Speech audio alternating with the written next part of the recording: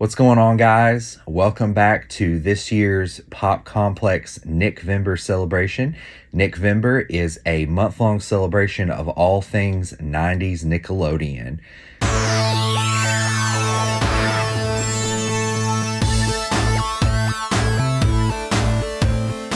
So today, guys, we're going to be taking a look at the fourth Nicktoon, premiering in 1993, called Rocko's Modern Life. And if you guys remember, last year I did celebrate the first three Nicktoons of the 90s, Doug, Rugrats, and Ren and Stimpy. And if you guys have not seen those videos yet, head on over to those videos right now. I'll put links in the description of all three of those videos for Doug, Rugrats, and Ren and Stimpy. So check those out, guys.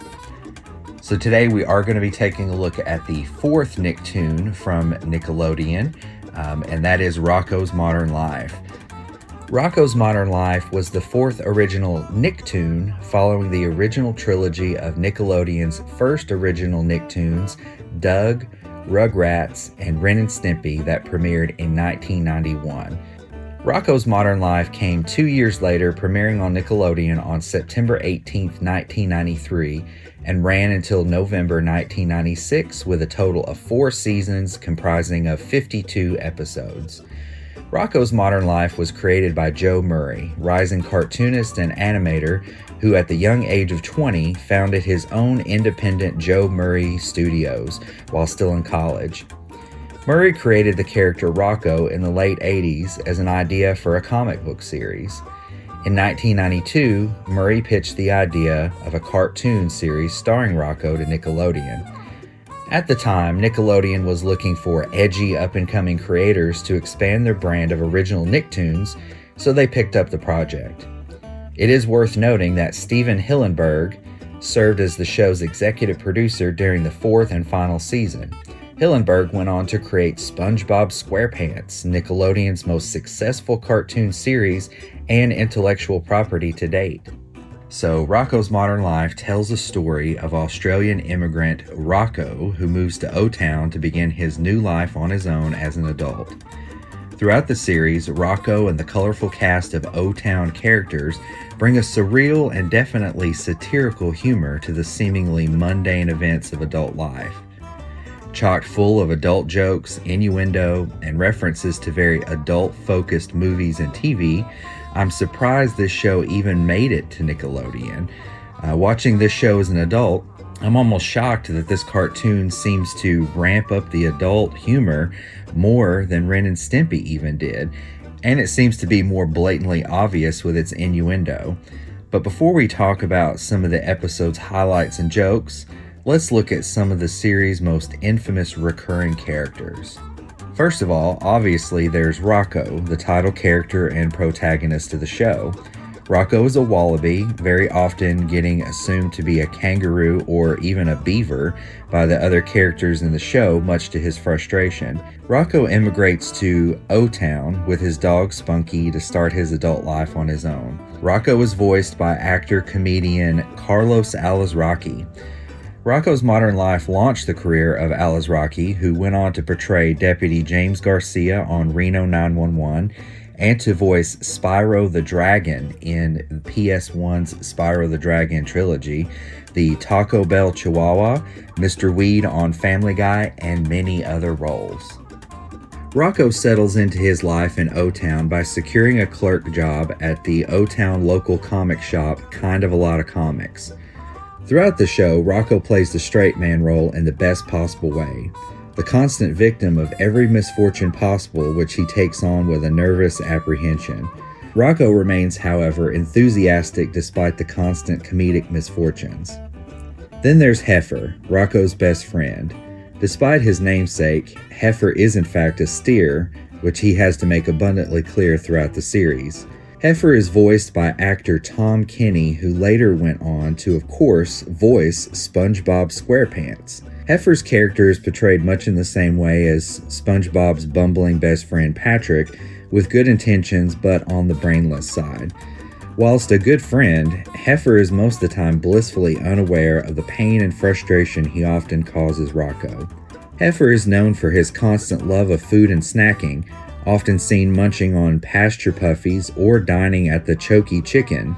Heifer takes the phrase raised by wolves to a literal level, as he was actually adopted and raised by the Wolf family: Father George, Mother Virginia, Brother Peter, Sister Cindy, and Grandpa Hiram. Rocko's other best friend is Filbert Shellback, a nerdy, highly neurotic turtle who first explained that when you read a comic book, turn the page, wash your hands. Turn the page, wash your hands. Turn the page, wash your hands. This becomes Filbert's signature joke running throughout other parts of the series, where Filbert repeatedly explains some action followed by, you wash your hands. Throughout the series, we find that Filbert has a secret dream of becoming a famous reptile lounge singer and has a constant fear of getting flipped over on his back. Filbert falls in love with and eventually marries Dr. Paula Hutchison, Rocko's dentist from season 1. Dr. Hutchison has a signature hook for a hand and a frighteningly perky attitude toward life. She becomes a regular character on the show and fills in for several other needed occupations in the show, such as a surgeon, cashier, veterinarian, pharmacist, and pediatrician. Next are Rocko's next-door neighbors Ed and Bev Bighead, an older gruff-toed married couple. Ed is loud, grouchy, and hates his life, especially living next door to Rocko, even though Rocko is mostly innocent and his irritations are unintentional. Ed Bighead works for the vague megacorporation Conglommo, whose business seems to be owning and controlling every aspect of O-Town and its consumerism. We find that throughout the series, Ed Bighead has a secret desire to be a circus clown, and he even used to be the most handsome man in O-Town until a blender accident caused by Heifer years ago. His wife Beverly, or Bev Bighead, is actually the one who wears the pants in their marriage, and she is often seen ordering Ed around, much to his quiet dismay. Contrary to Ed, however, Bev has a more pleasant attitude and outlook on life. She is more apt to enjoy life and excitement. She actually really likes Rocko, Spunky, Heifer, and Filbert. In the episode Leapfrogs, she tries unsuccessfully to even seduce Rocko in some very adult scenarios while Ed is at work. In the end, however, this only leads to a stronger marriage with Ed. And in the 2-part episode I Have No Son from season 2, we find out that Ed and Bev have an estranged son, Ralph, who drives a rift between himself and his parents by moving to Hollowood to pursue his dreams of being a cartoonist instead of working at Conglommo like Ed.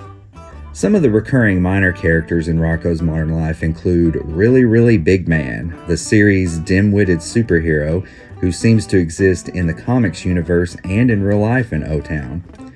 There's also the Chameleon Brothers, Chuck and Leon, who are always portrayed as snooty entrepreneurs running gyms, salons, and cafes that are very exclusive.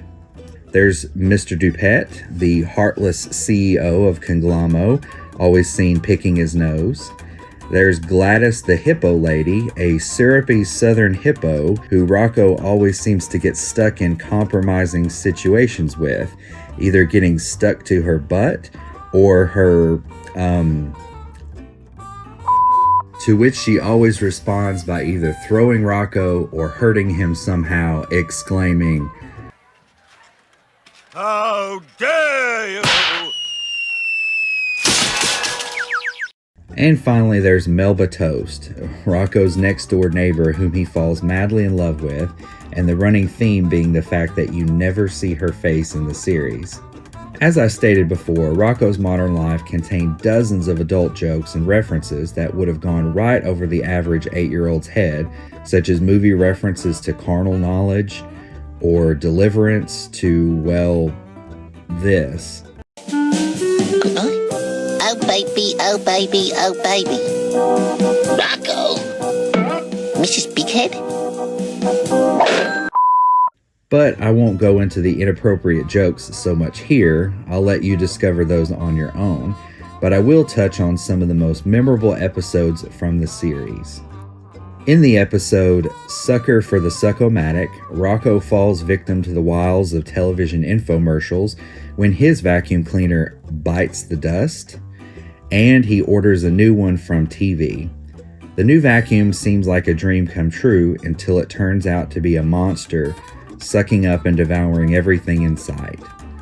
In the episode To Heck and Back, Heifer chokes to death on a chicken bone at the Choky Chicken and finds himself in, Heck, where a hooded devil-like figure named Peaches attempts to teach him the error of his gluttonous ways. There was even a Christmas episode entitled Rocko's Modern Christmas, in which Rocko's next-door neighbors turn out to be a family of elves. Will they be able to perform a Christmas miracle and bring snow to O-Town? And any 90s kid should be ashamed if they didn't have the RECYCLE Recycle song buried in the back of their brains from the environmental preservation musical episode Zanzibar. And in the series' official finale, Future Schlock, Rocko, Heifer, and Spunky are launched into space courtesy of a Conglommo rocket. In 2019, Netflix released an exclusive Rocko's Modern Life special entitled Static Cling. I'm not going to review that here, as I'm sticking mainly with the original Nickelodeon 90s series, but the special picks up in real time after the events of Future Schlock and sees Rocko, Spunky, and Heifer returning to modern-day O-Town, where they try to relive the nostalgia of the 90s. Self-aware? Definitely. Well, guys, that was my look at Rocko's Modern Life, Nickelodeon's fourth original Nicktoon, premiering in 1993. So stay tuned for the rest of this month for more great Nickelodeon shows from the 90s. And again, guys, if you haven't checked out my previous Nickvember videos from last year where I cover reviews of Doug, Rugrats, and Ren and Stimpy, check those out. There's a link in the description. If you like this video, please support the channel by hitting that like button, guys. Check out my other content. Please share my videos. It really helps the channel out and helps grow the Pop Complex. Don't forget, guys, to hit that subscribe button and hit the bell to be notified anytime the Pop Complex uploads a new video. As always, you can support the channel by going to patreon.com/the Pop Complex. There will be a link in the description. Thanks, guys, and have a totally awesome 90s Nickelodeon day.